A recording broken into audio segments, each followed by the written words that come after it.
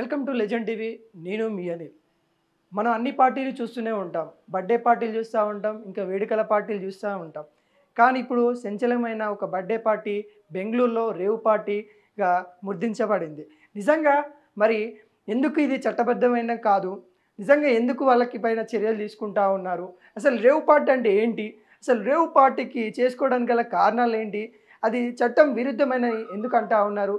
మరి rave party అంటే ఇప్పుడు మొత్తము తెలుగు రాష్ట్రాలైన బెంగుళూరులో కూడా మొత్తానికైతే సంచలనమైన న్యూస్ అయితే అవుతా ఉంది. నటి హేమ అలియాస్ కృష్ణవేణిగా తనైతే ఇప్పుడైతే రేవ్ పార్టీలో నేను లేను అని వీడియో కూడా విడుదల చేయడం అయితే జరిగింది. సో ఆ వీడియో తర్వాత కూడా పోలీసు వాళ్ళు తను ఉన్నట్టుగా కూడా కొన్ని సాక్ష్యాలు అయితే బయటకైతే విడుదల చేయడం అయితే జరిగింది. కానీ అక్కడ పోలీసులు కేసు నమోదు చేసుకునే పరిణామంలో కూడా నటి హేమ తను కృష్ణవేణిగా నమోదైతే చేసుకో ఉంది. తన పేరు అసలైన పేరు కృష్ణవేణి. కానీ ఇండస్ట్రీలోకి వచ్చిన తర్వాత హేమగా తనైతే రావడం అయితే జరిగింది. పోలీసు వాళ్ళు కూడా ఈ న్యూస్‌ని చూసి వార్తలలో వస్తున్న హేమ తనను గుర్తించి ఈమె పేరు కృష్ణవేణిగా నమోదు చేసుకుంది. కృష్ణవేణిగా అయితే తనైతే పేరైతే కేసైతే నమోదు చేశారు. తను ఎక్కడ లేనని ఏదైతే వీడియో కూడా చేయడం అయితే జరిగింది. నేను హైదరాబాద్‌లోనే ఒక ఫార్మ్ హౌస్‌లో ఉన్నాను. నేనిక్కడ ఎంజాయ్ చేస్తా ఉన్నాను. నా పైన రూమర్స్ వస్తా ఉన్నాయి. ఇది ఖచ్చితంగా తప్పు అని తను తప్పుపట్టడం అయితే జరిగింది. దానిపైన బెంగుళూరు పోలీసులు కూడా సమాధానం ఇచ్చారు. తను ఇక్కడనే ఉంది అని వాళ్ళైతే ఆధారాలు కూడా ఇచ్చారు. సరే, నటి హేమ గురించి మనం పక్కన పెడితే అసలు రేవ్ పార్టీ అంటే ఏంటి? అసలు రేవ్ పార్టీకి చట్టవిరుద్ధమని ఎందుకంటామంటే అక్కడ చట్టవిరుద్ధమైన కార్యాచరణలు చేస్తూ ఉంటారు. అక్కడ వితౌట్ డ్రెస్సెస్ డ్రగ్స్ తీసుకుంటూ వాళ్ళ యొక్క పానీయాలు ఏవైతే ఉంటాయో అవి తాగుకుంటూ ఏదైతే జల్సా చేద్దాము, ఎంజాయ్ చేద్దాము అని ఈ జల్సా లైఫ్‌కు అలవాటు పడిన బడా సినీ కానీ, నాయకులు కానీ, హీరోలు కానీ వాళ్ళైతే చేసుకునే పార్టీ అది. అక్కడ డ్రగ్స్ వంటివి వాడతారు, కొకైన్ వంటివి వాడతారు దానివల్ల ఎఫెక్ట్ తీస్తది.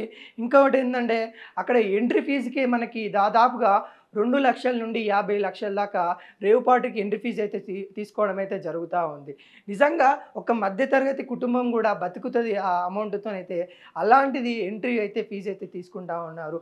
దాదాపుగా అక్కడ 150 మంది. అందులో 150 మందిలో మనం చూసుకున్నట్లయితే యువకులు 100 మెంబర్స్ దాకా అయితే యువకులున్నారు. అందులో అబ్బాయి యువకులు ఎంతమంది అంటే 73 మంది అబ్బాయిలైతే ఉన్నారు. అమ్మాయిలు దాదాపుగా 23 మంది అమ్మాయిలైతే ఉన్నారు. అందులో ఒకరుగా అంటే హేమ గారు కూడా మన తెలుగు సినీ ఆటోగ్రాఫ్ నుండి అయితే తనైతే రావడం అయితే జరుగుతూ ఉంది. తను నేను లేనని బుకాయించినప్పటికి కూడా తనక్కడ ఉన్నారని పోలీసులు అయితే సాక్షులు ఇచ్చారు. తర్వాత తన రక్తం యొక్క శాంపిల్ కూడా తీసుకున్నారు. బ్లడ్ శాంపింగ్‌లో ఏవైతే ఉన్నాయో డ్రగ్స్ యొక్క ఆనవాళ్ళు కనబడుతున్నాయని ఈరోజు ప్రకటన కూడా బెంగుళూరు పోలీసులు అయితే చెప్పడం అయితే జరుగుతూ ఉంది. నిజంగా తను లేనని బుకాయించడం వల్ల ఇంకా తనపై అదనపు కేసు కూడా ఏదైతే పోలీసులను తప్పుదారి పట్టించడానికి చర్యలు చేసినట్టుగా వాళ్ళైతే గుర్తించి తన పైన కూడా ఇంకొక కేసు పెట్టడం అయితే జరిగింది. నిజంగా రేవ్ పార్టీ అనేది ఏదైతే డబ్బులు ఉన్న వాళ్ళు కానీ, ఏదైతే బడా నాయకులు కానీ చేసుకునే పార్టీలలో అక్కడ మరి చేసే సౌండ్ కూడా నిజంగా సౌండ్ పొల్యూషన్ కూడా అక్కడ చాలా అవుతుంది. అక్కడ ఎవరైతే ఉన్నారో ఆ సౌండ్ వల్ల స్థానికులు ఎవరైతే ఉన్నారో ఇక్కడ ఏదో గందరగోళం జరుగుతూ ఉంది. మరి ఇక్కడ బెంగుళూరులో అక్కడ ఏదో చర్యలు అయితే చేస్తూ ఉన్నారని పోలీసు వాళ్ళకైతే ఇంటిమేషన్ ఇవ్వడము, మరి పోలీసు వాళ్ళు అక్కడికి రావడము, అది సాధారణంగా బర్త్డే పార్టీగా గుర్తించడము, దాని తర్వాత అక్కడ డ్రగ్స్ దొరకడము, ఆ డ్రగ్స్‌ని మరి అక్కడ రేవ్ పార్టీగా దాన్ని గుర్తింపుగా ఇవ్వడము, అక్కడ జరిగిన సంఘటనలన్నీ దాదాపుగా తమిళనాడు, తెలంగాణ, ఆంధ్ర 3 రాష్ట్రాలనైతే మొత్తానికైతే అతలాకుతలమైతే చేస్తూ ఉంది.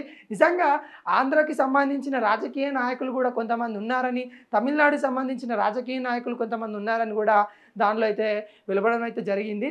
కానీ వాళ్ళైతే బయటికి ఇంకా బ్లడ్ శాంపిల్‌లలో కొంతమందికి పాజిటివ్ వచ్చింది. దాదాపుగా 93 మందికైతే అక్కడ బ్లడ్ శాంపిల్‌లలో అయితే పాజిటివ్ అయితే వచ్చింది. వాళ్ళ బ్లడ్‌లో అయితే కొంత డ్రగ్స్ అనేది ఇమిడి ఉంది. డ్రగ్స్ కణాలు అయితే కనబడతా ఉన్నాయని పోలీసు వర్గాలు అయితే చెప్తా ఉన్నాయి. నిజంగా మరి ఇది అవసరమా వాళ్ళకి? మరి ఎందుకోసం చేస్తూ ఉన్నారని మనం ఆలోచిస్తే వాళ్ళు ఎంజాయ్‌కి అలవాటు పడ్డారు. సో మేమంటారు కదా, వాళ్ళు డబ్బు ఉంది, సుఖానికి కాయ కష్టం తెలియని వాళ్ళకి వాళ్ళ తాత తండ్రులు సంపాదించిన డబ్బు ఉంది, వాళ్ళు అవి ఏ విధంగా ఖర్చు పెట్టుకోవాలని తెలియదు, సుఖ జీవితానికి అలవాటు పడిన వాళ్ళు. సో ఇవాళ రక్త కణాలలో ఏవైతే డ్రగ్స్ కణాలు అయితే కనబడతా ఉన్నాయో వాళ్ళందరికీ పోలీసు వాళ్ళు కూడా, బెంగళూరు పోలీసు వాళ్ళు అయితే లీగల్ నోటీస్ అయితే పంపేయడం అయితే జరుగుతూ ఉంది. మీరు మా దగ్గరికి వచ్చి సమాధానం ఇవ్వాలి, నటి ఏమకైనా కానీ మిగతా వాళ్ళకైనా కానీ మీరు వచ్చి మాకు సమాధానం ఇవ్వాలి. మరి ఎందుకోసం మరి మీరు ఆ పార్టీలో పాల్గొనాల్సి వచ్చింది, మరి దేనికోసమని మీరు ఆ డ్రగ్స్ తీసుకుంటా ఉన్నారు, ఎన్ని సంవత్సరాల నుండి మీకు డ్రగ్స్ అలవాటు ఉందనేది ప్రతి దాని మీద వాళ్ళైతే క్వశ్చన్స్ అయితే వేయడం అయితే ఉంటుంది. వాళ్ళైతే దానికి అయితే కరెక్ట్ అయిన సమాధానాలు ఇస్తే మటుకు వాళ్ళకు తగిన ఏదైతే తక్కువ శిక్ష ఉండబోతా ఉంది, లేకుంటే వాళ్ళకైతే తీవ్ర పరిణామాలు అయితే ఉండాల్సిన పరిస్థితి అయితే ఉంది. ఎందుకంటే ఇలాంటి పునరావృతం కాకుండా మన తెలంగాణలో కూడా మనకైతే కఠిన గారగా మనం చూసాము, చాలా శిక్షలు పడ్డాయి. అలాంటి ఇక్కడ బ్యాన్ చేయడము, నిషేధించడము, ఆల్ ఓవర్ ఇండియాలోనే నిషేధించినప్పటికి కూడా సాటుకైతే కొన్ని అయితే నడుస్తూ ఉన్నాయి. ఇలా నడిచినప్పుడే మరి తెర మీదకి వస్తూ ఉన్నాయి. ఇదేదైతే 4 రోజులు హడావుడి చేసేసి మళ్ళీ దీన్ని మర్చిపోయేటట్టు కాకుండా గవర్నమెంట్ కూడా దీని మీద చర్యలు తీసుకుంటామని కూడా చెప్పడం అయితే జరుగుతూ ఉంది. ఎందుకంటే ఇలాంటి పునరావృతం అవ్వడం వల్ల చాలామంది డ్రగ్స్కి అనేది అలవాటు అయిపోతూ ఉంటారు. చాలామంది వాళ్ళ యొక్క ఏదైతే మానవతత్వం అనేది ఉండి మర్చిపోయి చిన్నపిల్లల్లాగా లేకుంటే కోతుల్లాగా అలా ప్రవర్తించే స్థితికి వెళ్ళిపోతూ ఉంటారు. వాళ్ళ ఆ డ్రగ్స్లో ఉండి ఏం చేస్తున్నాము, ఏం మాట్లాడుతున్నాము, ఏం తింటున్నాము, ఏడ ఉన్నాము అనేది కూడా వాళ్ళకు తెలియకుండా ఉండే పరిస్థితి కనబడతా ఉంది. ఎందుకంటే ఆ డ్రగ్స్ అనేది మనిషి మొత్తాన్ని తన చేతిలోకి తీసుకుంటూ ఉంటుంది. ఏం చేస్తే ఏం చేయకుండా ఆలోచించే మెదడు కూడా ప్రాబ్లం అయ్యే ఛాన్సెస్ ఉంటాయి. వాళ్ళ హెల్త్కు ప్రాబ్లమ్స్ అవుతూ ఉంటాయి, మరియు వాళ్ళు చేసే పనుల వల్ల పక్క వారికి కూడా ప్రాబ్లమ్స్ అయ్యే ఛాన్సెస్ ఉన్నాయి. కాబట్టి రేవ్ పార్టీలను అనేది నిషేధించడం అయితే జరిగింది. ఇవి పునరావృతం కాకుండా ఉండడానికి చాలా చర్యలు అయితే తీసుకున్నప్పటికీ కూడా పెద్ద బడా నాయకులు అయితే గడప అయితే చేయడం అయితే జరుగుతూ ఉంది. ఇలాంటి ఇంకా పునరావృతం కాకుండా కూడా కేంద్ర గవర్నమెంట్ కానీ మరి ఇక్కడ ఉన్న స్టేట్ గవర్నమెంట్లు అయితే చర్యలు అయితే తీసుకుంటూ ఉన్నారు. నిజంగా పోలీసు వాళ్ళకు కూడా మనము ఇందులో చాలా ఓపికతోని వాళ్ళు చేసిన ఘటనలు మనం అయితే చూడొచ్చు. ఎందుకంటే అక్కడ వాళ్ళందరినీ పోలీసు వాళ్ళని కూడా నిందించే పరిణామాలే. నేను ఇక్కడ లేను, నేను ఇక్కడున్నా, ఇక్కడున్నా అని తప్పించుకునే ప్రయత్నాలు కూడా చాలామంది అయితే చేయడం అయితే జరిగింది. వాళ్ళపైనే దుర్భాషించడం కూడా జరిగింది. పోలీసు పైన కూడా వాళ్ళు మేము ఇది చేయలేదని వాళ్ళపైన, పోలీసుల పైన కూడా అక్కడ నిందితులు ఎవరైతే ఉన్నారో, ఆ రేవుపాటులో పాల్గొన్న వాళ్ళు ఎవరైతే ఉన్నారో వాళ్ళైతే దుర్భాషించడం కూడా జరిగింది. ఇలాంటివన్నీ ఎదుర్కొని కూడా పోలీసు వాళ్ళు వాళ్ళ యొక్క విధి విధానాలు ఏవైతే ఉన్నాయో వాళ్ళు చేయడం కూడా వాళ్ళ గ్రేట్ అని చెప్పుకోవచ్చు. ఇంకా బెంగళూరు పోలీసు వాళ్ళు కూడా వీళ్ళందరికైతే తీసుకెళ్ళి వాళ్ళ యొక్క కౌన్సిలింగ్ కూడా ఇప్పిస్తామని చెప్పారు. మరి అక్కడ ఎందుకు జరిగినాయి అవన్నీ తెలుసుకున్న తర్వాత ఏజీ వాళ్ళు చూశారంటే తక్కువ ఏజ్ కూడా ఉన్న వాళ్ళైతే చాలామంది కూడా ఉన్నారు. నిజంగా యువత ఈరోజు ఎటువైపు వెళ్తూ ఉన్నది కూడా ఇక్కడ ప్రశ్నార్థకం అయితే జరుగుతూ ఉంది. ఇంకా డబ్బులు ఉన్న వ్యక్తులు కానీ, సినిమా ఇండస్ట్రీ వాళ్ళు కానీ, ఇటు నాయకులైనా కానీ, ఎవరైనా కానీ వాళ్ళ పిల్లలు ఏం చేస్తున్నారు, వాళ్ళ తల్లిదండ్రులు ఏం చేస్తూ ఉన్నారు, కొంతమంది తల్లిదండ్రులు కూడా దొరికిన పరిస్థితి అక్కడ కనబడతా ఉంది. వాళ్ళు ఏం చేస్తూ ఉన్నారు, ఇంకో జనరేషన్కి మనం ఏమి ఇస్తూ ఉన్నాం అనేది కూడా వాళ్ళు ఆలోచించుకోవాల్సిందిగా ఉంది. ఎందుకంటే వాళ్ళు ఇచ్చే సూచనలు ఏవైతే ఉన్నాయో తల్లిదండ్రులు కావచ్చు, వాళ్ళు ఎవరైతే వాళ్ళ పిల్లలకి ఇచ్చే గైడెన్స్ ఏదైతే ఉన్నదో వాళ్ళ ప్రభావితం ముందు జనరేషన్ కూడా ఉండబోతూ ఉంది. కావున ప్రతి ఒక్కరు దీనిపైన ఆలోచించుకోవాలి. సినిమా ఇండస్ట్రీలో ఉన్న వాళ్ళు కూడా దీనిలో పేర్లు చాలామంది కూడా మనకైతే వచ్చాయి. మొన్నటిదాకా శ్రీకాంత్ పేరు కూడా అందులో అయితే ఉండడం అయితే జరిగింది. తను ఇక్కడ లేనని తను సమాధానం ఇచ్చాడు. అక్కడ పోలీసు వాళ్ళు కూడా తను కూడా లేనని వాళ్ళు కూడా నిర్దేశించారు. ఇలాగే చాలామంది కూడా పేర్లు అయితే తెర మీదకి వస్తూ ఉన్నాయి. వచ్చినప్పటికీ కూడా ఎవరు వచ్చినా ఎవరు రాకపోయినా కానీ కూడా ఇలాంటి పార్టీలకు అయితే చాలామంది దూరం ఉండాలి. ఇది చట్ట విరుద్ధం కాబట్టి ఇలాంటివి చేయకూడదని మనమైతే చెప్తూ ఉంటాము. ఇలాంటి డ్రగ్స్కి అలవాటు కాకుండా డ్రగ్స్ రహిత తెలంగాణ చూద్దాము, డ్రగ్స్ రహిత భారతదేశం చూద్దామని కూడా చాలామంది నినాదాలు అయితే ఇస్తూ ఉన్నారు. ఇలాంటి డ్రగ్స్ రహిత భారతదేశం కానీ ఇంపోర్ట్ చేసుకున్న, అంటే వేరే కంట్రీ నుండి అయితే డ్రగ్స్ అయితే ఇంపోర్ట్ చేసుకునే వాళ్ళకు కూడా పోలీసు వాళ్ళకు కూడా హెచ్చరిక ఇస్తూ ఉన్నారు. ఇలాంటి పునరావృతం కావద్దు. అక్కడ కూడా ఏవైతే డ్రగ్స్ వాడిరో అవి ఎక్కడి నుండి వచ్చాయి, మరి ఎక్కడి నుండి తీసుకొచ్చారు, మరి ఆ విషయాలు కూడా వాళ్ళైతే విచారణ అయితే చేయనున్నారు.